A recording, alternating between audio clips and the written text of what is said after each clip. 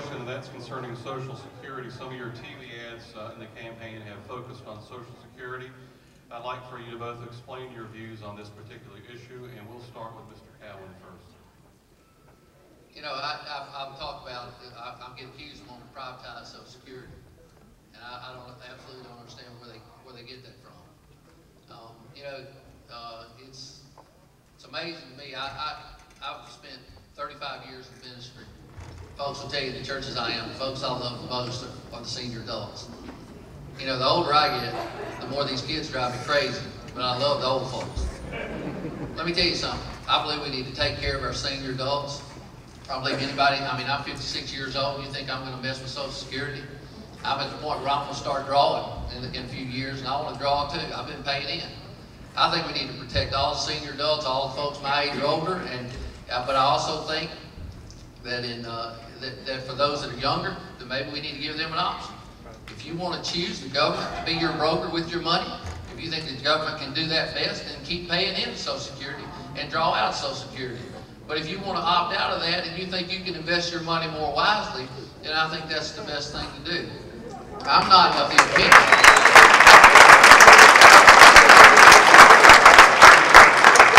I'm not of the opinion, I'll say this again, that we always need the government to come take care of us. I believe some of us can just take care of ourselves and we can make better judgments. I mean, I know that he's going to tell you in a minute that if we privatized Social Security in the last 2 years, everybody would have just lost a ton of money. I'm going to tell you something. I had a 401 that went to a 201 or whatever. And let me tell you something. I lost money, but I know some people that made money. They were better investors than I did, and they made money. But and so I think we need to leave that up to the people. And I definitely believe, though, the first thing we always have to do is take care of those folks we're already committed to. I would never cut off Social Security from any of our senior adults. All right, thank you very much, Mr. Keown. Now, Mr. Bishop, the question was, some of the TV ads in the campaign have focused on Social Security. Please explain your views on this issue. Let's try to keep it to 3 minutes if we could.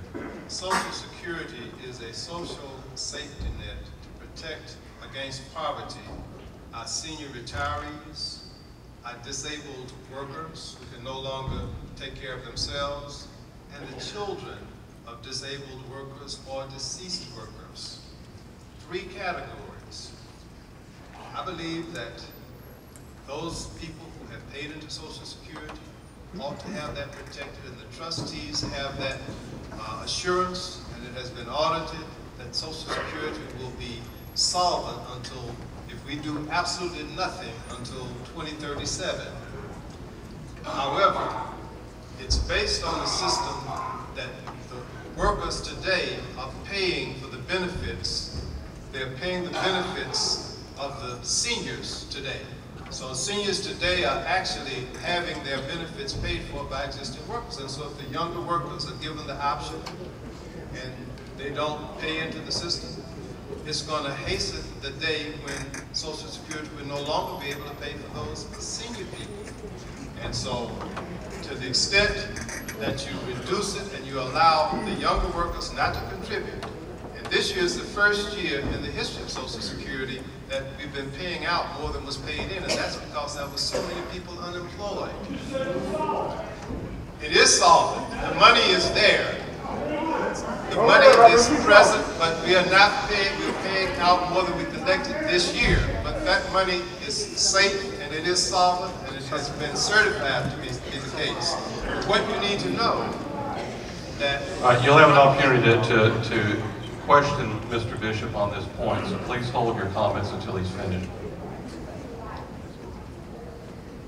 Seniors need to be secure that their Social Security will not be tampered with. The young people who might want to invest need to know that if they have an accident and become disabled in their young age, that there will be Social Security there, whether they try to invest in someplace or not. And children who are not responsible, who are dependent on their parents for their livelihoods, they need to have some safety net so that if something happens to the breadwinner in their family, that they too will be able to be saved from poverty with the safety net. That is what Social Security is all about. It's a safety net that has been in existence now for a number of years, which is one of the most successful programs that Americans love. And I don't think anybody in here wants to give that Social Security back.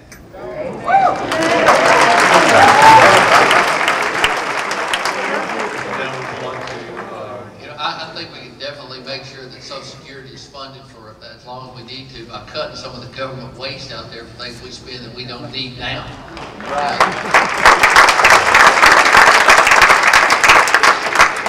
This is an article out of America's Sumter Observer. It's increasingly clear that the agenda of Mike Keown and his Washington allies is harmful to middle-class families. I've been in the ministry 35 plus years, and that's been my intention the whole time, to harm middle-class families. I am one of those. That was said by the Bishop campaign. This is what they said too. If they win in November, talking about me, seniors will have their Social Security checks stopped. That's what it says. And Medicare threatened. Let me tell you something. If I could stop your Social Security check, I sure wouldn't be running for Congress. If I had that much power, you wouldn't see me up here running for an office.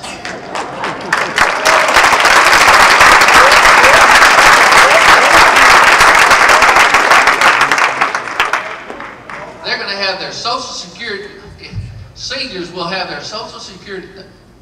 Folks, don't believe that. They're trying to fool you. They're trying to fool you. I'm going to talk about some more of this before we get through tonight. I'm not familiar with the article to which you referred, but I do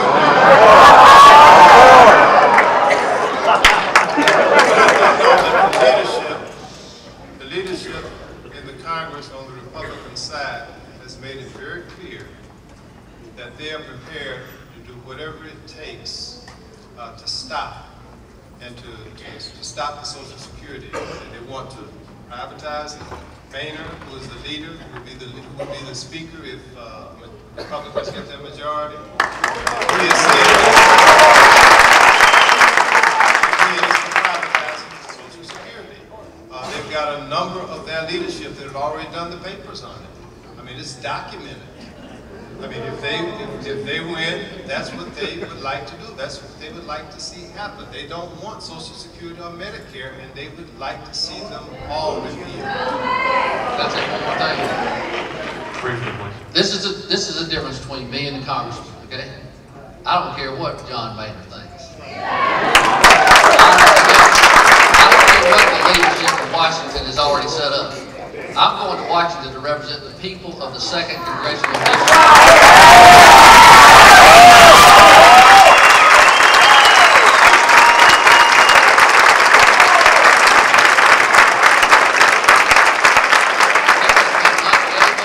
Unwilling to separate himself from Nancy Pelosi long enough to do what we want him to do in the 2nd Congressional District.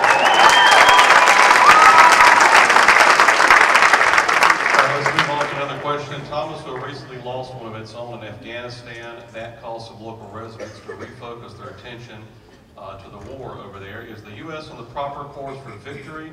And what would you consider victory to actually mean? We'll start with you, Mr. Bishop. I was saddened but honored to be able to participate in the funeral of Petty Officer McClendon. And I was very touched by his service, and I have done my dead level best as a member of Congress, as a member of the Defense Subcommittee of Appropriations, Military Construction, VA Subcommittee of Appropriations, to make sure that our men and women and their families have everything that they need to carry out the mission. Afghanistan is where Al-Qaeda trained. Afghanistan is where the war really should have been rather than Iraq.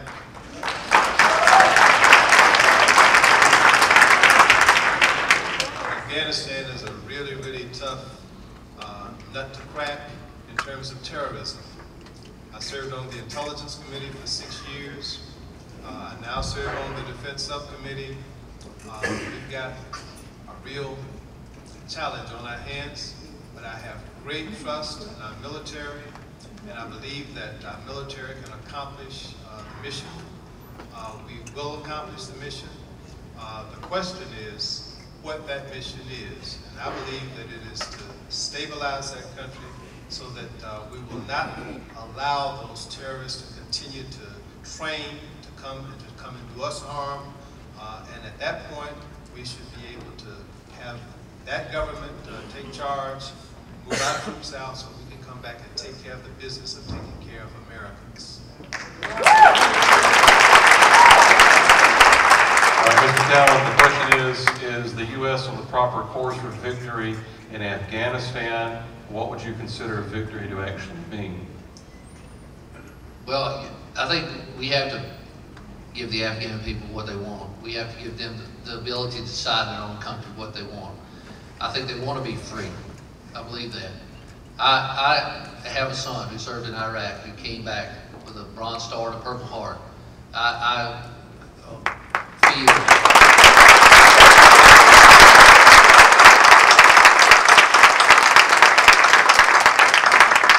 feel very deeply for the McClendon family. It hurts the whole country. I pick up the paper all the time and I try to look and I see people all over Georgia. I sat at an event in Albany just a few days ago when they were reading through the names of those who had been killed in the Iraq war and in Afghanistan since 9/11. And they were reading those names down, and I told my wife, what if we were sitting there and they were reading our son's name? We need to give our military everything they do and need to fight the war and let them get it over with and come home. Cooling and heating your home can be expensive. It only makes sense to try to keep that conditioned air inside as much as possible. By insulating with Guardian fiberglass insulation, you'll raise the comfort level of your home while lowering your energy usage. Guardian fiberglass insulation can be installed in your attic for as little as 55 cents a square foot. Call your neighborhood stone store and let us show you how you can save energy and increase your home comfort with Guardian fiberglass insulation. This week, 93 MGR presents the super hit song, The Beatles. Nancy Sinatra. One of these days these boots. Don McLean. Bye bye, Miss American Pie. Mary Wells. You could take and tear me away. There's always a better song because 93 MGR plays the hits. All right, let's go on to our next question, and that is, please point out any differences that you might have with your party's leadership. Mr. Keown, you're first. Well, you know, I've never, 6 years in Georgia House, I've had problems with my party's leadership from the whole time, to be honest with you. I learned, first off, if I was going to represent the people of Southwest Georgia, if I was going to represent the people of Thomas and Grady counties who elected me and sent me to the State House, then the first thing I had to learn how to do is how to tell the governor no and how to tell the Speaker of the House no. I was one of those people who forever and ever, and I probably voted no on more bills by Governor Perdue than I voted yes for. And when the Speaker came up with bills and started to push things that I knew weren't good for us, I would go to him and tell him, listen, I'm not going to do it. I stood up to the Speaker, I stood up to the leadership since I've been there. To be honest with you, many of you are familiar with some of the things that have gone on with the Speaker of the House in the last several years. I was one of those people who recognized early that Glenn Richardson has some issues. And I talked to him about those issues. He called me one day and said, I'm running for Speaker again, can you support me? This was after we'd been there 4 years. I said, no, sir. And I supported the guy, and we really attempted a coup. We did. We attempted to oust the sitting Speaker, which can't hardly get done. You know, we had 50 confirmed votes that day. We needed 51. You know how many, when the vote was taken, how many we had? We had 50 that said we'd vote for you. We had 25. You can't trust politicians.